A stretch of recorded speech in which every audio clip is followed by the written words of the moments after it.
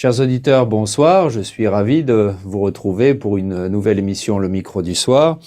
Aujourd'hui, nous accueillons un Français qui vit et travaille à Bucarest dans le domaine social. Damien Thierry est le responsable de l'association Ateliere Fara Frontiere, ONG qu'il a rejoint en 2019 pour, je le cite, développer les ateliers d'économie circulaire de l'organisation dans lesquels les personnes défavorisées reçoivent le soutien personnalisé dont elles ont besoin pour prendre le contrôle de leur vie en rejoignant le marché du travail conventionnel.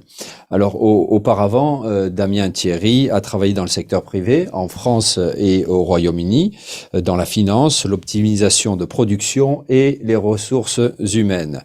Il est père de 3 enfants et s'investit aussi dans les projets liés à la transition écologique. Damien Thierry, bonsoir. Bonsoir. Ravi de vous avoir dans le studio de RFI. Alors, avant de parler d'Ateliere Fara Frontiere, je voudrais qu'on revienne sur une étude de la Fondation Ebert et de Syndex Roumanie qui est sortie ces jours-ci, que j'ai lu récemment et qui s'est notamment basée sur des données de l'Institut national des statistiques concernant le prix du panier de consommation mensuel minimum pour une vie décente en Roumanie, qui couvre un panier qui couvre une série de besoins courants tels que l'habillement, l'hygiène personnelle, l'éducation, les soins de santé ou les loisirs. Ce panier est de 8 660 lei, soit 1 760 € par mois pour une famille de 2 adultes et de 2 enfants. Cela revient à dire qu'il faut près de 6 salaires minimum nets pour vivre décemment en Roumanie. Par ailleurs, je rappelle que le salaire moyen net mensuel n'arrive pas et d'un peu moins 800 € en Roumanie. Alors, on va pas rentrer dans l'analyse macroéconomique de ces chiffres, surtout qu'ils sont relatifs. Il y a une économie informelle importante, il y a les différences entre la campagne et les villes, mais ces données montrent une nouvelle fois comment, pour sans doute une majorité de Roumains, il est difficile de joindre les 2 bouts à la fin du mois. Alors vous qui au quotidien travaillez dans le social, comment vous observez, comment vous sentez l'évolution de ces difficultés sociales en Roumanie? Alors vous travaillez notamment avec les plus démunis, mais vous savez, vous êtes un observateur privilégié de ces évolutions. Quel est votre sentiment, votre ressenti, et est-ce qu'il y a quand même des points qui vont mieux?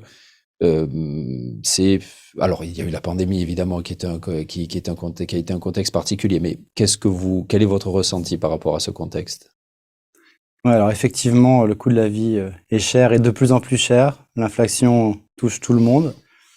Alors sans rentrer au niveau macroéconomique quand même, c'est quelque chose qu'on observe en Roumanie, mais qu'on observe dans tous les pays industrialisés aujourd'hui. En France, il y a des problèmes graves actuellement à cause du coût de la vie. En Angleterre, la même chose. Donc tout le monde est touché. Effectivement, les salaires moyens, le salaire minimum et les salaires moyens sont beaucoup plus faibles en Roumanie qu'ils peuvent l'être en Europe de l'Ouest. Mais quand bien même, ça touche tout le monde. Et ça va continuer, ça va s'amplifier. L'inflation, c'est pas ponctuel en ce moment.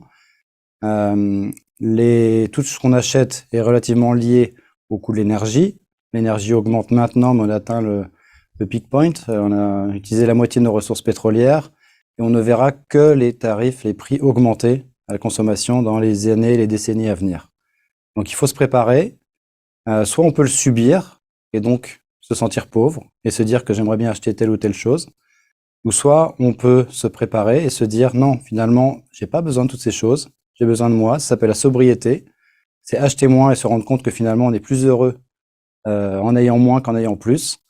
Alors c'est un peu difficile dans le contexte actuel social, effectivement, de parler de sobriété, parce que c'est souvent très très subi et il y a beaucoup de pauvreté en Roumanie, mais qu'on le veuille ou non, on va s'orienter vers de la sobriété dans les années qui viennent. On va, si vous voulez bien, en fin d'entretien, développer ce point-là, parce que je sais, en préparant cette émission, que ce concept de sobriété, et notamment dans la transition écologique, est quelque chose qui vous tient à cœur. Donc on va en discuter bien évidemment. Parlons d'Ateliere Fara Frontiere aujourd'hui. Vous faites plusieurs choses, hein. Vous avez un site qui montre, hein, la diversité de vos activités. Alors, aujourd'hui, les défis, les besoins, vous avez reçu des prix récemment, donc il y a des succès, mais dans quelle situation se trouve l'association? Mhm. Alors, je vais peut-être représenter pour ceux qui ne connaissent pas Atelier Mhm. Frontiere. Donc, on est une ONG, effectivement, de droit associatif en Roumanie depuis 2008, qui a pour mission l'insertion par le travail des personnes qui se font refuser un emploi, tout simplement. Donc, les personnes qui ont aucune chance, qui ont essayé, qui voudraient travailler, qui sont généralement enregistrées auprès de l'assistance sociale ou dans des ONG spécialisées dans le domaine de la maltraitance, des jeunes qui sortent d'orphelinat, peut-être des femmes battues, qui ont souffert de trafic humain. Enfin, on peut imaginer toutes les difficultés qui font que à l'emploi, c'est très difficile d'être Des employable. handicaps? Des handicaps, évidemment. Des personnes de minorités ethniques également, qui sont parfois, très souvent, refusées à Discriminés? l'emploi, Mhm. discriminées. Donc toutes ces personnes nous sont référées par des ONG ou des institutions publiques qui nous disent, voilà, on a une personne chez nous qui peut travailler, est-ce que vous pouvez regarder si elle peut travailler chez la TFA Frontière? Donc nous, on fait passer un entretien motivationnel, on vérifie, avec notre département social, avec nos assistantes sociales, qui vérifient si ces personnes sont bien employables, sont bien motivées et sont prêtes à intégrer un programme de 24 mois. Et si oui, donc on recrute ces personnes avec un contrat de travail. Et c'est parti pour 24 mois, avec en parallèle nos assistantes sociales qui aident sur la partie logement, gestion des enfants, gestion de l'argent, gestion de la santé, etc., pour que la personne soit en capacité de travailler. Et parallèlement, on a 4 ateliers maintenant, on en a ouvert un cette année, 4 ateliers. Donc le premier, on collecte des déchets électriques et électroniques, principalement auprès des entreprises, dans toute la Roumanie. Objets qu'on reconditionne, donc on les remet en état de fonctionnement. On est la seule entreprise en Roumanie autorisée pour reconditionner les déchets électriques. On donne ensuite dans les écoles, en milieu rural surtout. Donc on a équipé plus de 10% de toutes les écoles en Roumanie avec des Plus laboratoires de informatiques. 10%, ah oui. Ouais. Cette année, on donne à 250 écoles partout en Roumanie. Surtout, on fait un appel national et ensuite il y a des écoles qui postulent et toutes celles qui ont le plus besoin, qui n'ont souvent pas d'ordinateur du tout. Voilà, on équipe avec 15 ordinateurs dans chaque école. On a un deuxième atelier qu'on a monté en 2012, qui est un atelier de couture, où on collecte les bannières publicitaires, les grandes 4x3 qui sont dans les rues en plastique, et on les transforme en produits décoratifs de toutes sortes. Et enfin, on a un troisième atelier, qui est une ferme à côté de Perriche, où on produit des légumes certifiés, écologiques. Nous existons depuis 2015 à cette ferme, et nous faisons travailler les personnes de la communauté locale, c'est une communauté rome, qui sont en contrat là aussi, en CDI avec nous par contre, à cette ferme, et on livre en circuit court avec un impact CO2 minimum. On a des points Livré de livraison surtout à à Bucarest. Bucarest, ah oui. À Bucarest, on livre à Bucarest sur des points de livraison, et les clients viennent chercher, les consommateurs viennent chercher leur panier. Voilà, il y a plusieurs paniers, panier famille, il y a le panier Tout solo, à il y fait. a toutes les Un panier solo, un possibilités. panier famille. Et il y a aussi, donc c'est un panier qui est reçu, c'est quoi la périodicité? On peut la choisir ou comment ça se passe? Donc ça fonctionne sur abonnement, Ouais, idéalement abonnement annuel, et on livre tous les mercredis matins. Alors, dans la communauté française, on livre sur le parking du lycée français, on livre à Kiralina, par exemple, mais dans d'autres points, sur toute du nord au sud, on a donc des il faut points de aller livraison. chercher son panier. Il faut aller chercher son panier. On peut livrer à la maison. Pendant le Covid, beaucoup de clients ont souhaité être livrés à la maison pour des raisons sanitaires. Ce qu'on a fait, ce qu'on continue de faire, mais d'un point de vue CO2, il est préférable pour nous et pour la planète d'avoir des points de livraison et ensuite que les clients viennent chercher leur panier de livraison. Et dernier atelier qu'on a ouvert cette année, qui s'appelle Logiéthique, et on fait tous les services de logistique auprès des entreprises roumaines qui ont des produits à empaqueter, à livrer, à stocker. Sachant que ça doit être pour des produits éthiquement responsables. Voilà, on n'est pas prêt à faire ça pour tout type de produit. D'accord. Et vous avez combien de personnes qui travaillent de façon continue donc ils s'occupent des plus démunis à Atelier Fala Frontiere? Donc dans l'équipe permanente, Oui, l'équipe on est maintenant un permanente. peu plus de 30 personnes Hmm. pour presque 40 personnes bénéficiaires. D'accord. Mais Au sein des ateliers. est-ce que ces bénéficiaires se bousculent aux portes d'Atelier Fala Frontiere ou est-ce voilà, comment ça se passe? Parce qu'il y a une sélection, hein, comme vous le disiez. Est-ce que beaucoup ont envie de travailler pour vous, vu les avantages? Ouais, alors il y a énormément de demandes, Ah oui. beaucoup. Ça n'a pas épuisé du tout avec le contexte actuel. On parle avec beaucoup d'employeurs qui sont également nos clients, puisque nous leur fournissons de la main-d'œuvre.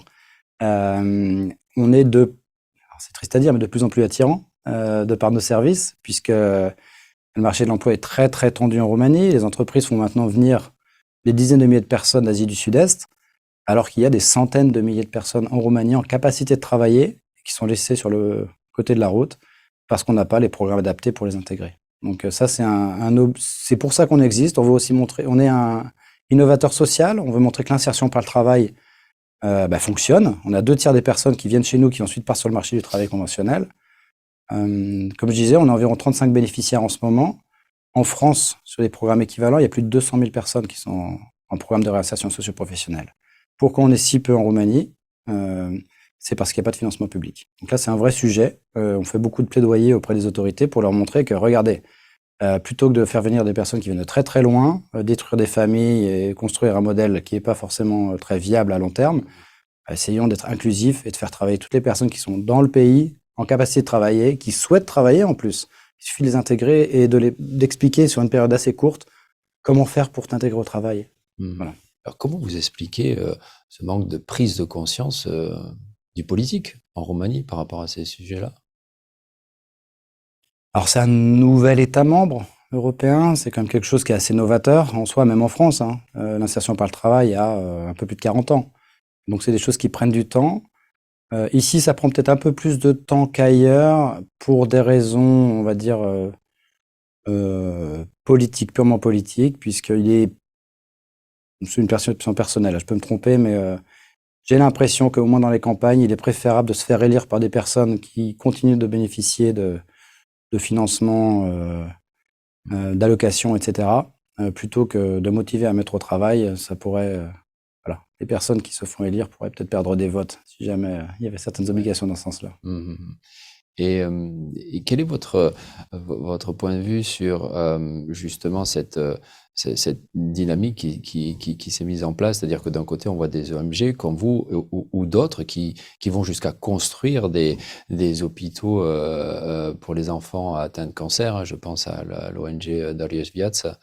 Alors d'un côté, c'est bien, mais ça devrait être à l'État de faire d'avoir ce genre d'initiative structurelle importante, parce que une ONG, vous êtes bien placé pour le savoir, elle est dépendante des fluctuations macroéconomiques, elle est dépendante souvent de financements privés qui, du jour au lendemain, peuvent s'arrêter et donc elle ne bénéficie pas d'une continuité que seul l'État, sauf face à une crise majeure, peut assurer. Donc d'un côté, on a besoin des ONG, mais c'est un peu un dilemme. Mais d'un côté, l'État ne doit pas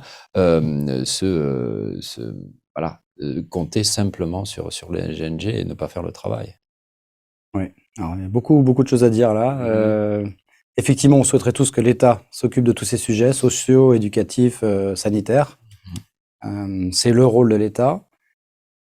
Il ne le fait pas suffisamment, on le voit. Les ONG présentes, là, je les vois plutôt comme innovatrices sociales, encore une fois. C'est-à-dire qu'on montre la voie pour ensuite avoir des financements publics. D'accord. Comme on le fait chez nous, comme le fait Darius Viața, c'est montrer un hôpital tel qu'il fonctionne et puis ensuite essayer de dupliquer ce type de modèle avec des financements publics. De rester des constructeurs d'hôpitaux sur le long terme. C'est pas ça l'idée. Les ONG ne seront pas systémiques sur un État, mais vont juste montrer certaines voies.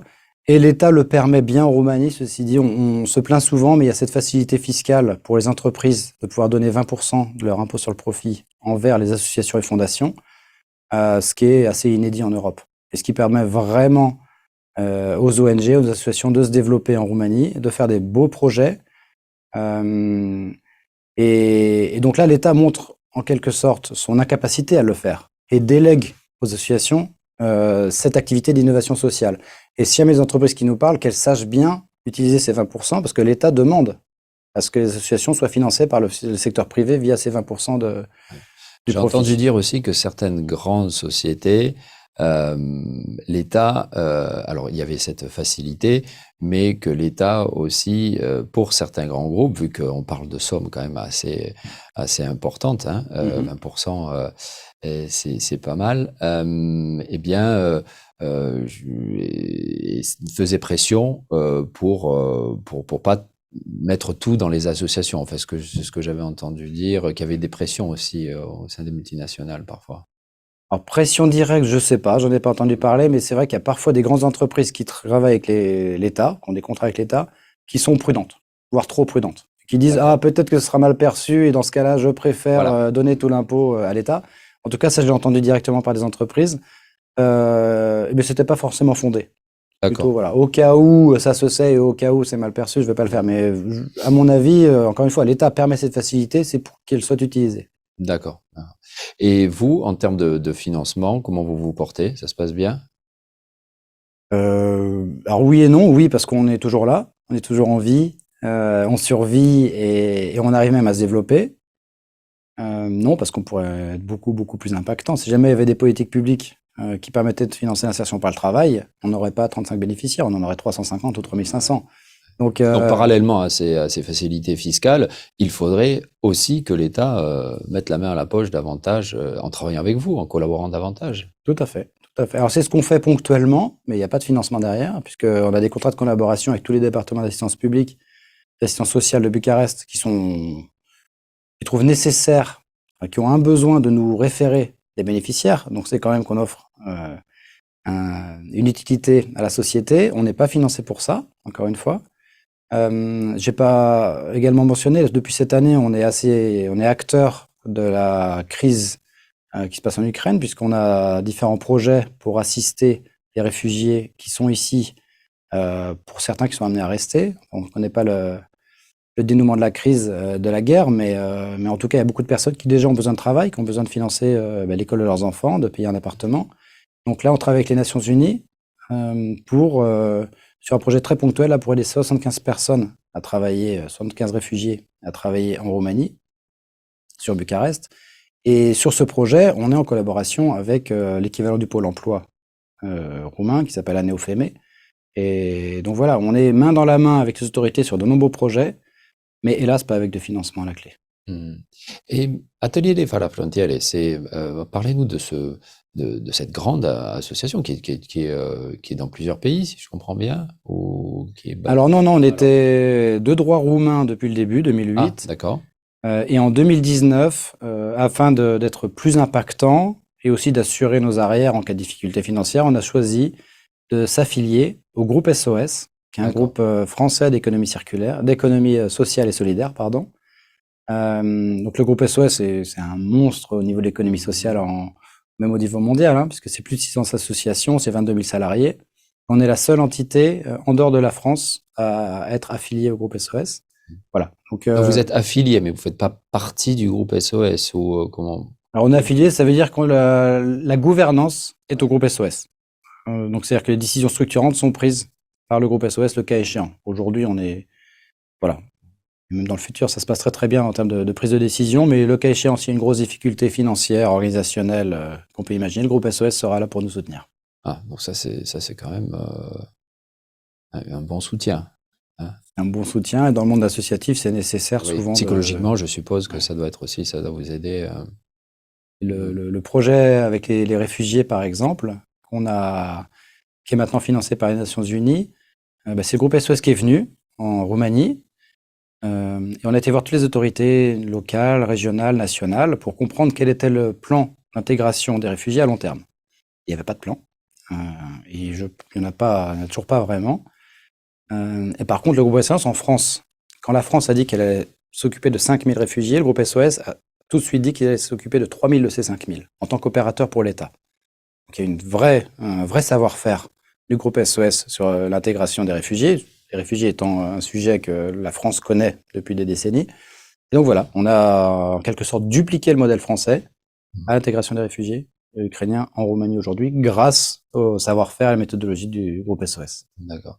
Et en Roumanie, est-ce que vous collaborez avec d'autres associations, non pas roumaines, mais européennes, anglaise ou allemande? Est-ce que vous avez des contacts? Comment ça se passe? Qui sont plus ou moins dans le même domaine que vous? S'il y en Alors a, je depuis, suppose. depuis 3 ans, on fait beaucoup de projets à financement européen ou norvégien. On s'appelle les projets Erasmus+, les projets de collaboration entre associations au niveau européen. Et côté norvégien, il y a une financement qui s'appelle Active Citizen Funds, financé par Norvège, Islande, Liechtenstein.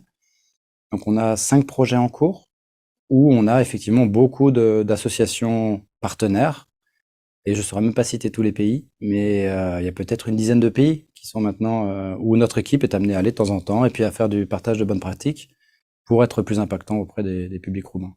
Et sur le sol roumain, à Bucarest par exemple, est-ce que vous avez des homologues espagnols ou italiens avec qui vous travaillez ou pas vraiment? Alors des homologues européens, pas forcément, mais là on vient de gagner un projet qui s'appelle POCA, qui est Programme opérationnel pour le capital administratif. Donc on a comme partenaire la mairie générale de Bucarest et la mairie du secteur 3. Et l'objectif du projet, c'est de rapprocher le monde associatif des ONG bucarestoises avec les autorités locales.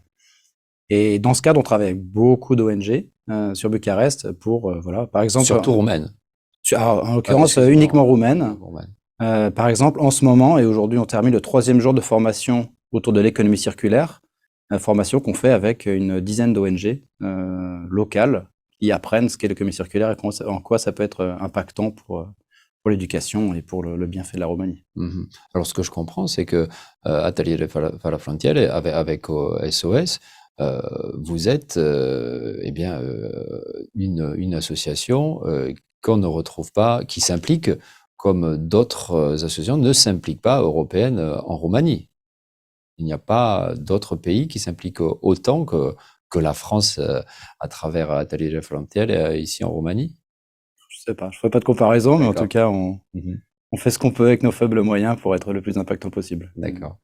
Alors, on va revenir sur ce concept qui est très à la mode aujourd'hui, de sobriété, dont on entend parler beaucoup en France et ailleurs, et qui vous est cher. Je sais que vous êtes impliqué aussi dans la transition écologique. Il y a d'autres Français et des Roumains qui sont de plus en plus intéressés par la mise en place de ce concept de sobriété pour une meilleure transition écologique. Alors, expliquez-nous un petit peu ce que ça veut dire pour vous. Vous l'avez dit déjà un petit peu en début d'émission, mais approfondissons ce concept-là, parce que c'est vrai que en Roumanie, personnellement, chaque fois que j'ai énoncé ce mot-là de sobriété, ça peut éventuellement rappeler des épisodes historiques qui n'étaient pas des plus heureux, sous le régime communiste.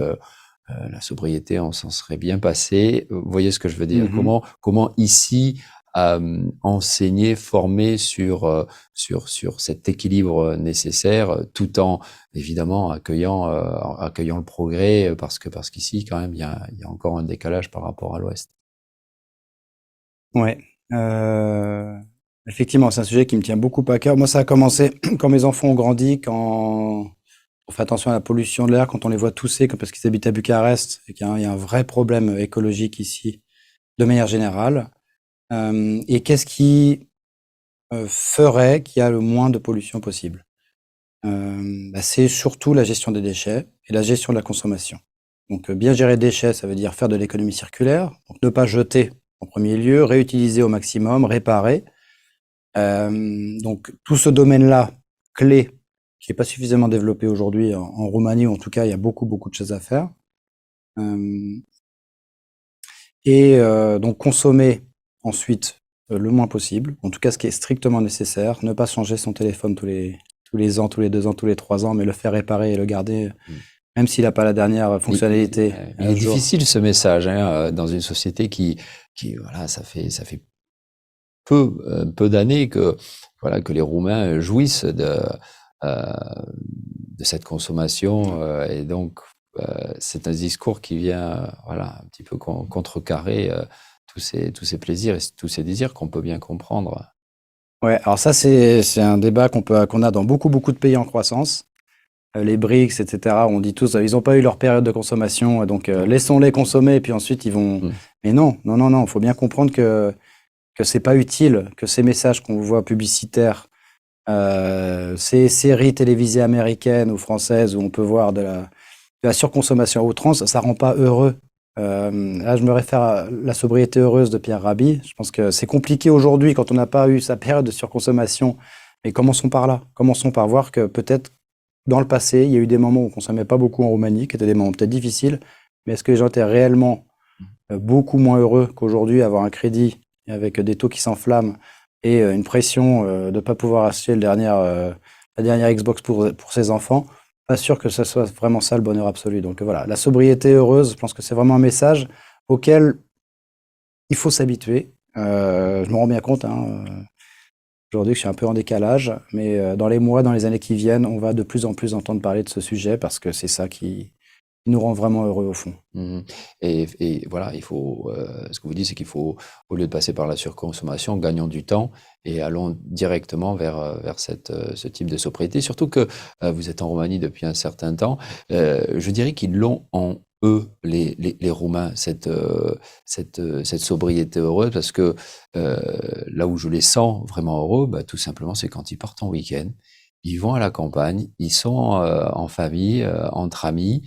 Ils partagent un repas simple et on a l'impression qu'ils ont du mal à le dire, mais que c'est à ce moment-là qu'ils se sentent le plus serein, le plus heureux, et on a envie de leur faire prendre conscience davantage de ce qu'ils ont déjà, d'un pays qui offre une nature encore assez vierge et préservée. Espérons que les politiques contre la déforestation vont véritablement avoir leur effet, mais ils ont déjà à portée de main pas mal de choses qui doivent être confirmées.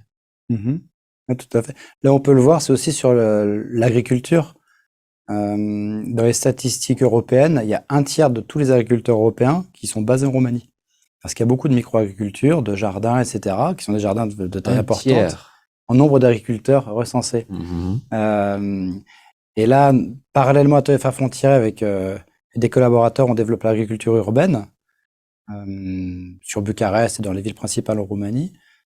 Et on voit qu'il y a une connaissance ici. On n'a pas perdu le fil de faire pousser des légumes. Quand on parle avec des entreprises, des salariés d'entreprise, on développe des jardins d'entreprise dans les entreprises, sur les terrasses, etc. Et on voit qu'il y a encore le savoir-faire. Alors qu'en France, les projets équivalents, ils partent de loin. Puisqu'on a complètement perdu dans Paris, les gens ont oublié. On est beaucoup plus proche d'une vie soutenable en Roumanie parce qu'on n'a pas perdu les savoir-faire encore. Très bien. Damien Thierry, je vous remercie. Ça a été un plaisir de vous avoir avec nous au studio de RFI.